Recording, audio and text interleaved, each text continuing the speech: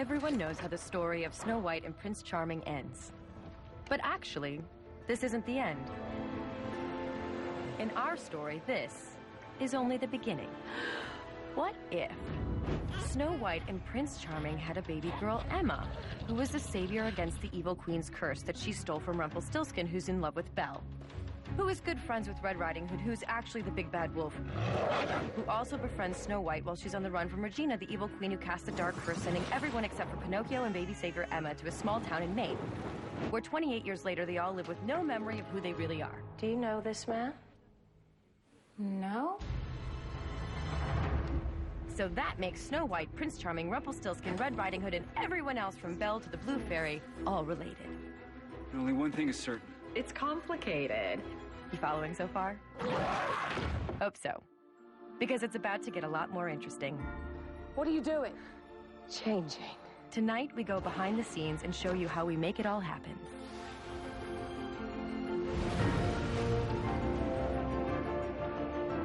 Welcome to Once Upon a Time, Secrets of Storybrooke. The story goes that Charming and Snow get married and live, you know, happily ever after. Except for the two guys you're about to meet, that just wasn't good enough, was it? And you, Snow White, promise to take this man to be your husband and love him for all eternity? I do.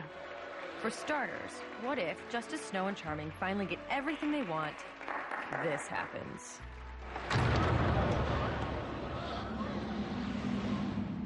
We originally had this idea in 2002 when we were young writers. We were talking about how frustrating it would be to be the evil queen. We thought, how horrible would it be to be in a place where you never get to win? I shall destroy your happiness if it is the last thing I do. And then that kind of morphed into, well, what if the queen, cast a curse that brought everybody to a place where she could finally win, where happy endings aren't guaranteed? Well, that would be our world. And this idea had stuck with us. When it came time to cast the pilot, Snow White we wrote for Ginnifer Goodwin. We didn't think we would get her, but we were like, she was the model for Snow White. And as it happened, she was my favorite princess growing up. I had brown hair, I could relate. Also had an obsession with Disney princesses and desperately wanted to play one. What we didn't realize is what a huge Disney geek she was. I got a phone call from my reps, and they said, we've got one we think that's gonna be of interest to you. They said, they're asking you to play Snow White. And I was like, I'm in! My princess costume, a red leather jacket, and a gun. Perfect. The fairy tales in the past sort of presented this idea that women were damsels in distress and they needed to be saved by this man, and that he was going to sweep her off her feet and make everything okay, and she was just going to be fine. And I always wonder, what are they doing in that castle? That just sounds so boring. Jennifer Morrison, we had loved from House and How I Met Your Mother. We were literally watching How I Met Your Mother, and her character was written off the show, and we immediately called, and we were like, is she available? Eddie and Adam are reinventing the idea of fairy tales and the role that female heroes play in these stories, and so Emma is definitely a representation of that. We wanted a Rumpelstiltskin character, and Robert Carlyle was the only one we had in mind for that. You're my oldest friend. Well, when I found out that I was going to be playing Captain Hook, I couldn't, sort of wrap my head around it, really, because I expected him to be a bit older and sort of have the long hair and the big twirly mustache. Let my wrath be unleashed. Evil Queen was funny. It was like we had never met Lana before, and she came in to read for us, and she did one go-through on the scene, and she scared us to death. We were terrified in our seats.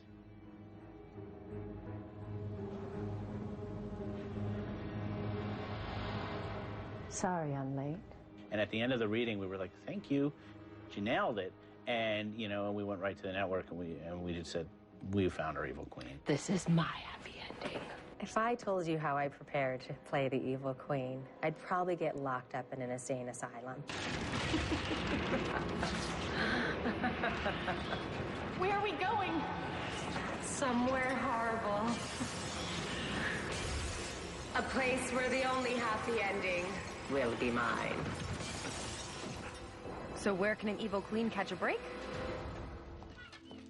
Apparently in Maine. In a fictional town the writers called Storybrooke. Good morning, Madam Mayor. Beautiful day, isn't it? In real life, we shoot the Storybrooke scenes in a small town called Steveston, a half-hour drive outside of Vancouver, Canada. It's about a one-day transformation to make Steveston into Storybrooke. And we have relationships with a lot of the store vendors where we go in and put our own set decoration in their windows and our own signage. Our clock tower is actually visual effects because the library doesn't have a big tower on top of it, and we made the decision to do it digitally. And the funny thing is that a lot of visitors come to the town of Steveston to see our sets and to see where we shoot the show, and they want to see the clock tower, and there is no clock tower there. Steveston had just kind of the right blend of quaint, small town, not too much modern interference, but there was just enough there that felt like it was a little bit lost in time, and that's what our show is really about. Trapped in Maine, the people of Storybrooke have issues, but they don't know why they're so unhappy. Happy Valentine's Day. Happy Valentine's Day. And for a long time, we weren't sure either, because Eddie and Adam also kept the actors in the dark. We found out the same way you did, piece by piece through those weekly flashbacks. I love Mary Margaret flashbacks because Mary Margaret is a doormat in many ways. I will always find you. Aren't you a real Prince Charming? The parallel universes on the show are really a way of saying the things that happen in those worlds are real. They have stakes, they have consequences. And it turns out their fairy tale selves tend to be braver and tougher. And thanks to Eduardo Castro, much better dressed. Here's a famous bandit costume, which is many layers of different types of leather and suede. I would say we've created around the vicinity of 300, 350 custom-made costumes. So here we have Prince Charming. So it's very royal at the same time, and very masculine and very heavy. And he's worn this, oh my God, he's worn this so many times. As soon as I put on tight leather, that's when I feel like Prince Charming in the Enchanted Forest. Into this town of tortured amnesiacs drives the most unlikely of all fairy tale heroes. Her name, Emma Swan. And next, we've got a lot more magic. And when we come back, we'll show you how it's done.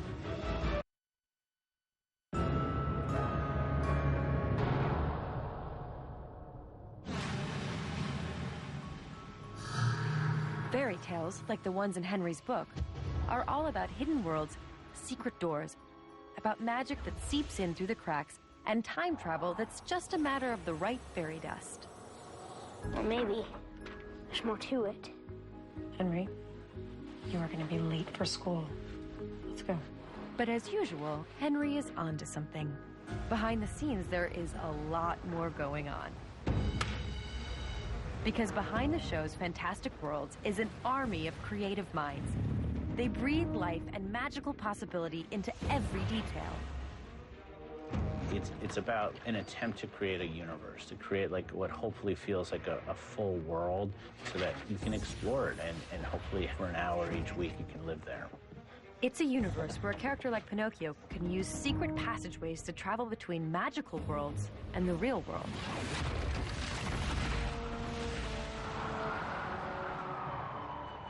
I think it represents our world, of course, and the imaginary world that kind of lives in all of our heads and that we wish we could go to sometimes. As the stories expanded, so have the places and people that we meet that are from these, fantastic worlds. And visual effects is always part of that. We've created Victorian England, the world of The Wizard of Oz, the world of Alice in Wonderland. We've been to present-day Boston, and we've been to present-day New York. Visual effects is a big part of our show to take us to worlds where we otherwise wouldn't be able to go here in a virtual environment and try and make them feel as real as we possibly can. But on Once Upon a Time sets and stages in and around Vancouver, the making of fairy tale worlds looks more like science fiction. Didn't anyone ever tell you that? Until powerful computers fill in the green void in real time to let the cast and crew preview the full scene on set. Stay at the table, that's nice. Yeah, that's great. When it's all put together, they're walking around in a virtual set, which is kind of revolutionary. I don't know any show on television that does as much of that as our show does. We give the filmmakers, the directors, and everybody on the set the flexibility that they need to shoot these virtual environments like they were in the real place. Where is the beast that reigns over this castle? That would be me. Every script for Once Upon a Time is unexpected. So you're always fighting something or imagining a giant. When I was fighting the dragon, I had to ride this giant pickle. I was astride that on my own, just in the middle of the green stage with tons of people watching me as it bucked back and forth. As an actor, you can use your imagination, and that's the best part. The camera was on this giant crane, and the crane just felt like the dragon. It didn't feel outrageous to me to imagine what was going on. It does feel like the ultimate game of pretend on a green screen stage. And like every great game of pretend, you have to trust in your invisible friend. In this case, the animator. We have to get to know all the personality details of the characters, so a lot of times we'll act it out ourselves, we'll build some patterns of behavior for them. We have such an incredible visual effects team, and the fact that we have so much faith in them and trust in them makes it a lot easier for us to really go for it, because we know that they're going to build some horrible creature that will make our flailing look like it makes sense.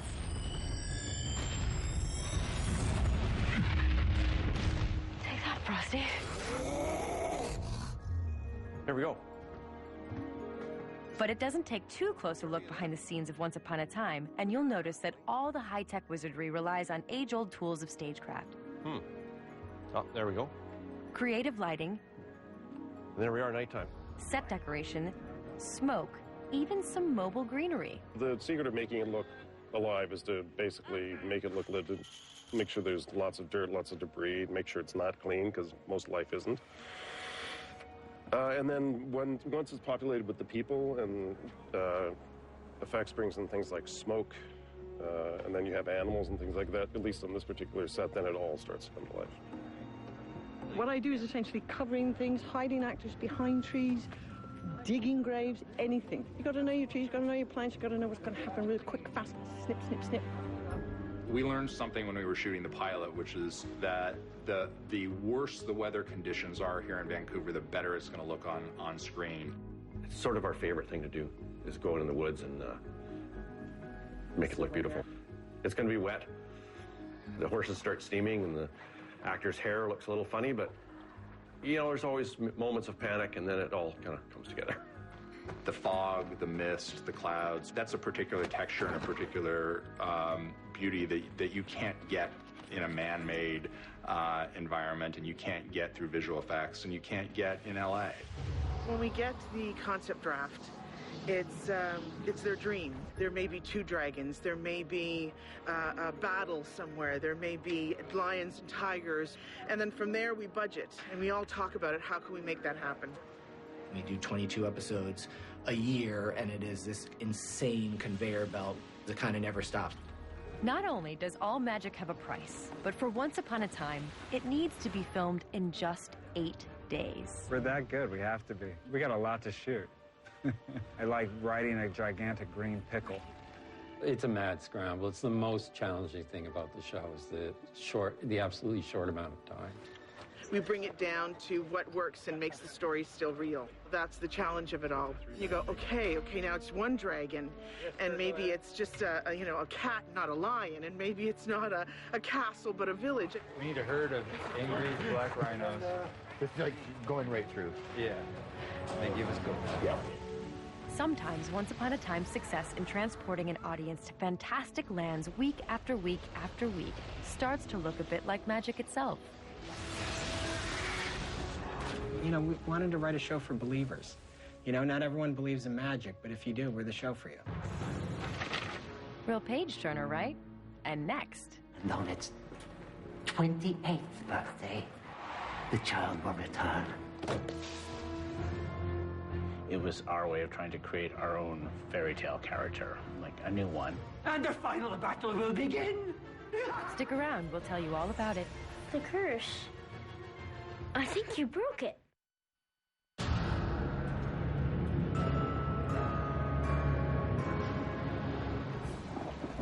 The Queen has created a powerful curse. No more happy endings. What can we do? That little thing growing inside your belly. Like I said, everyone in Storybrooke has a history. The child will return. And the final battle will begin! This is Emma's. In a way, it was our way of trying to create our own fairy tale character, like a new one. Find us. And put it in the context of all these stories we grew up with and loved. Except growing up in 20th century America, this fairy tale princess has been a runaway from foster care, gone to prison for theft, had a baby but gave him up for adoption, and doesn't know anything about her parents.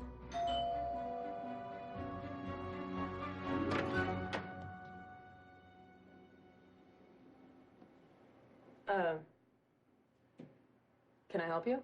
Are you Emma Swan? Yeah, who are you? My name's Henry. I'm your son. 10 years ago, did you give up a baby for adoption? That was me. Emma's always, in a sense, I think, represented the audience a little bit. Time's frozen here. Excuse me? The evil queen did it with her curse. She's always been so skeptical of everything, and she's always taking everything in for the first time the same way the audience would be watching the show. Hang on. An evil queen sent a bunch of fairy tale characters here. Yeah, and now they're trapped. So I've had the pleasure of being able to react to things like they're crazy. It's true. Then why does everybody just leave? They can't. If they try, bad things happen. Henry! What are you doing here? Oftentimes we start with a concept. In the pilot, for example, it was like Emma coming to town. We want this town to be down on its luck, and we want Emma to be the shot of color that comes in. And that leads to the yellow bug, and that leads to the red jacket, and all these other kind of ideas. He doesn't seem cursed to me. They don't remember who they are. Convenient. All right. I'll play. Who's he supposed to be? Jiminy Cricket. Right, the lying thing. Thought your nose grew a little bit. I'm not Pinocchio. Of course you're not, because that would be ridiculous. Of course, this story, like all fairy tales, needed a believer. In this case, Emma's long-lost son, Henry. But when we meet him, he's been living among the fairy tale folk of Storybrooke, adopted by the mayor, Regina, a.k.a. the Evil Queen. The missing pages, where are they? It's an old book. Stuff's missing. What do you care? I care because you think I'm some evil queen. Jared Gilmore plays Henry, the boy who has found a book of fairy tales that he believes explains everything. Okay, this might take a while. Henry is the son of Emma and Neil, and Emma is the daughter of Snow White and Prince Charming, and Neil is the son of Rumpelstiltskin. Rumpelstiltskin, of course, is his real grandpa. Belle is kind of his other grandmother.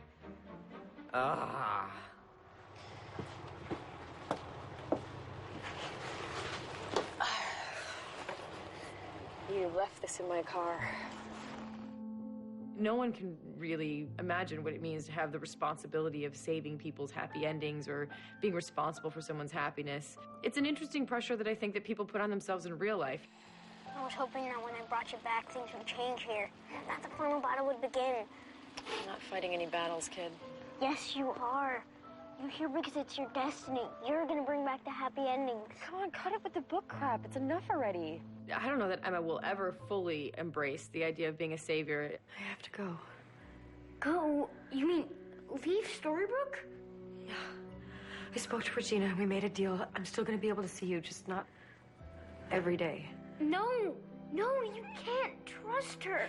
Henry, this isn't a story. Of course, everything changes when Henry eats the poisoned apple turnover. Get it? You can't eat that. It's poison. What? Don't you see? The deal. It was all a trick to get you to eat that. To get rid of the Savior. You may not believe in the curse. Or in me. But I believe in you.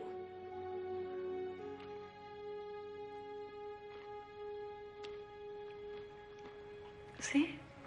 You wanna have some ice cream with that? And then we can go back to talking about... Henry? Henry? Henry? The sequence in the hospital where Emma's realizing that she needs to do whatever it takes to save her son, and then ultimately thinking that there is nothing she can do, and when she goes to kiss him to say goodbye, it totally takes a new turn on True Love's kiss. I love you, Henry.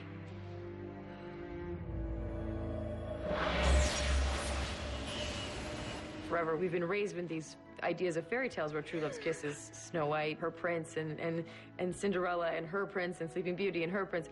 And the show really is about family, and this was such a big moment to express to our audience that true love comes in many forms, that Emma's true love kiss with her son was going to save his life. I love you too.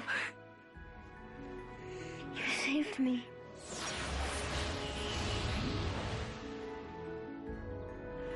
What's going on?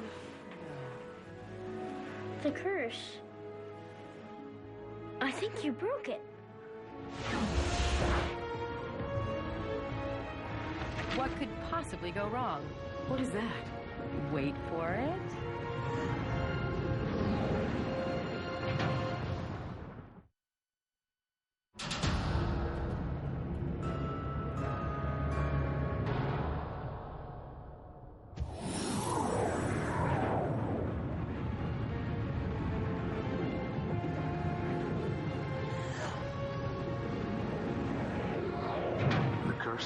It's broken? It appears so.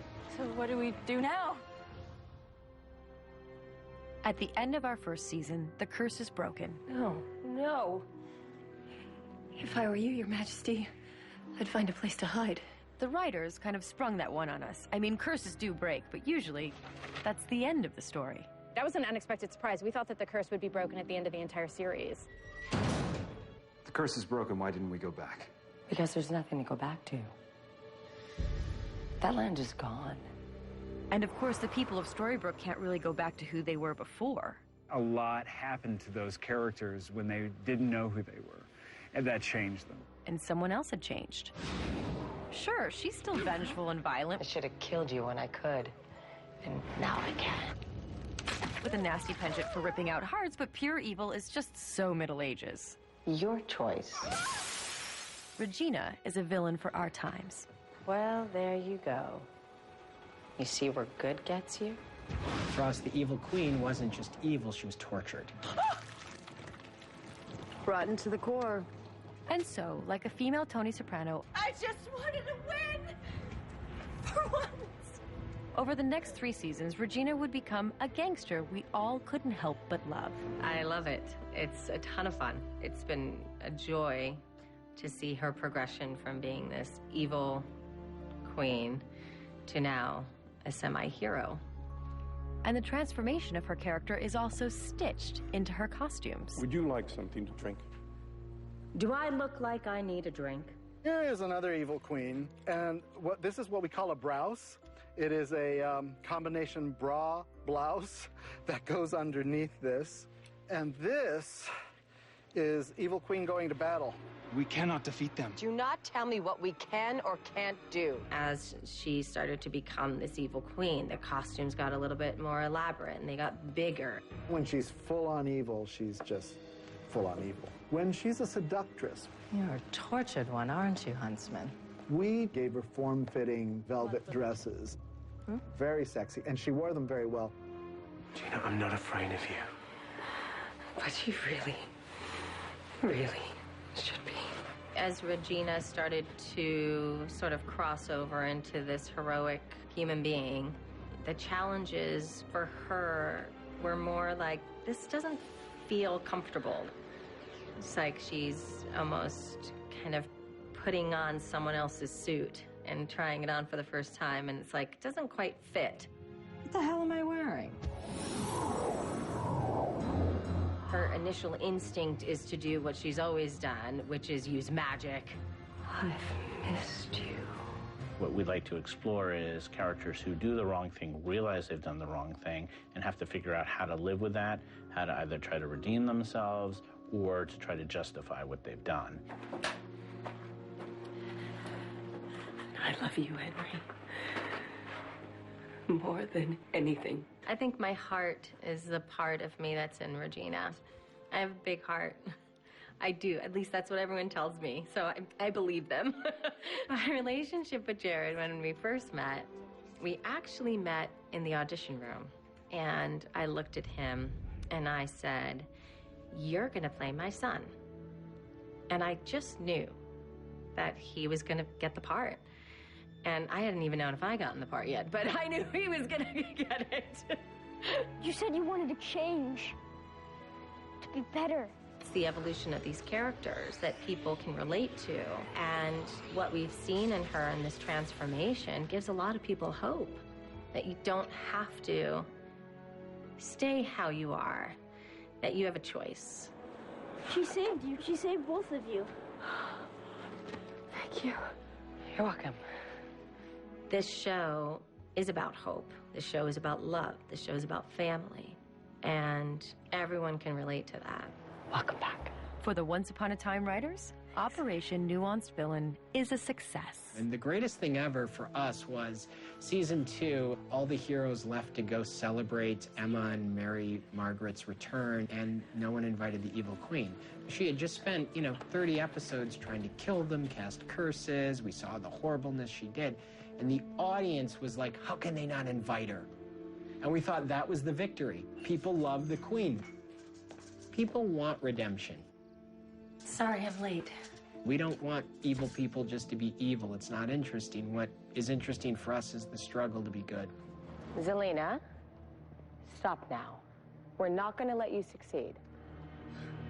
What are you doing? Changing. Heroes don't kill. So now you're a hero. Today I am. It turns out even evil queens can be loved, and not just by fans. Regina, I choose you. What's interesting is the audience, from what I've seen in Twitter or social network, it's amazing that the Evil Queen was such an evil character that killed people and was, the villain. And people love her so much that they're really following that journey.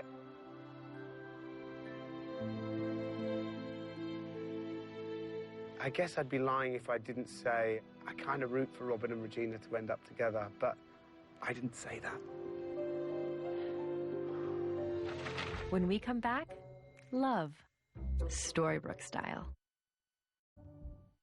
$20 Papa, take 2. Apple Mark. Ah, fairy tale romance. You just know from the beginning the prince and the princess were meant to be together.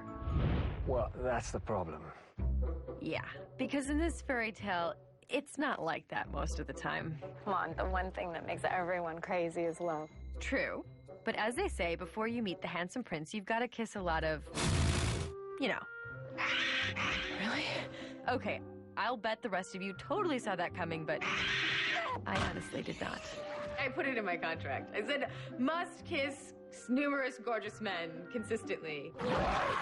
Love is, in a lot of ways, the franchise of the show, because that is what all the characters are looking for. And then it was really important to us to find a way to kind of do a little twist on that. Those twists start to take shape in the writer's room. What about Emma and Hook? What do we want to do, like in terms of their relationship and... Please. He couldn't handle it.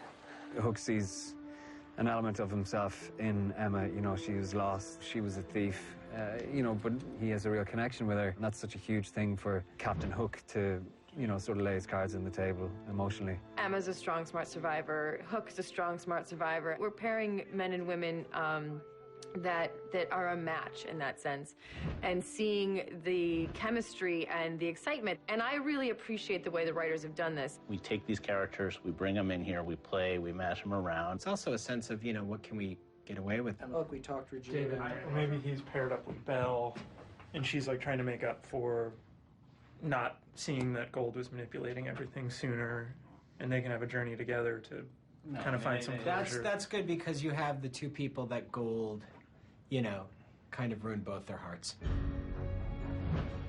Mr. Gold, a.k.a. Rumpelstiltskin, is definitely the guy that no online algorithm would match with anyone. Hook dies at the end of Act 1. Except the Eddie and Adam algorithm. For us, what was really fun about this was saying, well, what if the Beast from Beauty and the Beast was actually Rumpelstiltskin? The Beast's girlfriend, of course, is Belle. When we meet her in Storybrooke, she's locked up for insanity. And yes, she is in love with a conniving dark lizard man who even scares Regina, but she's not crazy, just crazy in love. Belle, being this incredibly intelligent woman, she's the only one thus far who's able to sort of see beneath the surface and see the real man beneath Rumple. And we're really excited to let the audience see another layer and pull back another layer on that character. I'll sit over here. Before shooting a pivotal scene, Eddie and Adam like to go through it with the actor. This is Emily DeRaven, who plays Belle. She's really, really trying to get through to him. That's exactly right, and that's why he doesn't believe that somebody like you would ever love him, and that's what you need to throw at his face. Or anyone. That's where I'm headed, and still kind of obviously developing for the next, 3 days before I go up there. Cool. But yeah. Very cool. We're excited to see you bring her to life. What's happening is we're turning something from a straight fairy tale into a little more modern, edgy kind of situation. For us, originally, Rumpelstiltskin was Mick Jagger and Keith Richards rolled into one. We wanted that, great rock star kind of appeal with him, that danger, that sexiness. And Eddie Kitsis, our producer, said, make him a rock star. And that's what we did. It was all crocodile skins and quite elaborate and very time-consuming. And all of a sudden, he became a rock star. Visual 2 Golf, take 1. Baker Mark. Skin Deep's quite a special episode for myself and I think for Emily. So I've had a couple of months to look around, and upstairs there's clothing, small, as if for a child. Was it yours, or was there a son? You really saw, another side to Rumpelstiltskin, that he was lonely. It was kind of representative of everyone's got a chance at love, and no matter how horrible or kind of repugnant they might be. And this was Rumpelstiltskin's chance right there.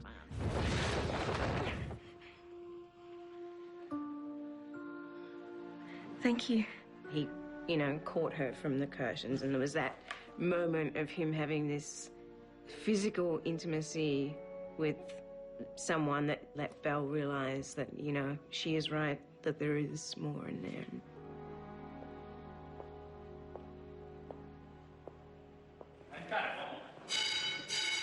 So he puts up these faces, these many faces, through his voices and through his idiosyncrasies. And the only person who's ever been able to break through that was Belle. How you can see the man behind the monster, I will never know. I guess what I'm able to bring to Gold particularly is to make you kind of wonder whether you like this guy or not. And that's what hopefully I've been able to do over the last 4 years. Hey, let's go. This is what he wants. He has to die, Val. No, he doesn't. There's still good in you. Please show me I'm not wrong.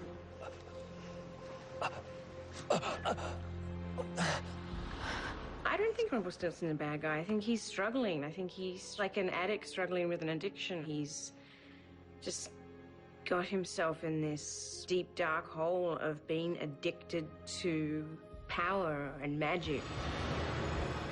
But as anyone who's ever loved a fairy tale knows, magic always comes with a price.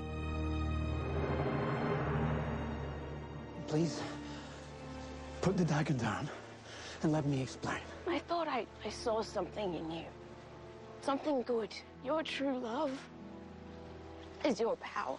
I think there's a lot of strength that's been brought out in Belle. She's always obviously been a strong individual, but from their relationship, dealing with his sort of ups and downs with the dark side, the light side, the struggles, has even built her into a stronger woman. Please. No! Rumpelstiltskin, I command you to leave Storybrooke. Well, no. Please. I won't be able to come back. I know. I don't want to lose you. You already have. I'm afraid.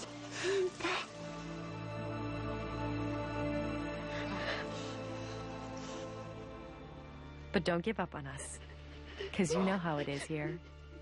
Nothing ever ends. So next, let's see if we can shake some secrets out of Eddie and Adam about what's coming up. Will you show Regina's death? Kidding.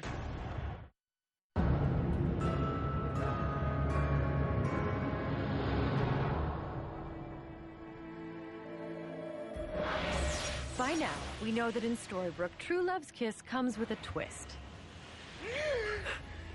Mom!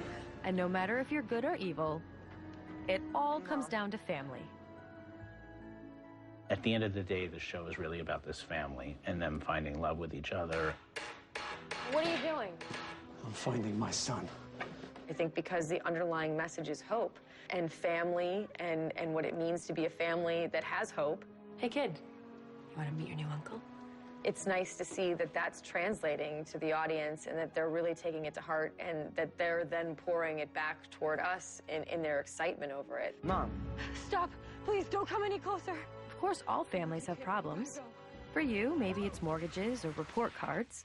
For us, it's curses and witches and fairies and that version of things. Do not wake my baby! And if you think your family get-togethers are complicated, come by our place. It's, you know, our own great dysfunctional family.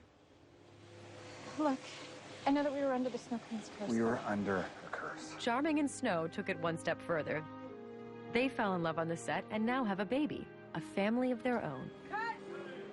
Real life, you know, of course, you know, it bleeds over. He's my best friend. I wasn't, you know, looking to fall for one of my co-stars, and we definitely had those talks early on about, like, but how does this effect work? We probably annoy everybody to death. So what would make the perfect day for Prince Charming? Where he doesn't have to deal with dragons and witches and curses and spells, where he can live out his life with his family. You want to come in and have coffee? If I could write a happy ending for Hook, he would be able to sit at home with Emma and drink rum. But you know that's not going to happen. So, Eddie and Adam, what have you got for us? There are some new villains who are rearing their heads. Okay, villains. Something new and different. Cruella! Thought I caught a whiff of desperation and gin. What else? I caught the thief. Now that we're in season 4, we're going to find out new secrets about Snow White and Charming's past. And of course, you know, we're going to wonder if villains can get a happy ending. So stick around. You're about to find out. Once Upon a Time. Ryan Phillippe and Juliette Lewis star Secrets and Lies premieres tonight. Once Upon a Time is back. Where are we going? A quaint little town called Storybrooke. And these villains will finally have their happy endings. Once Upon a Time, all new, now on ABC.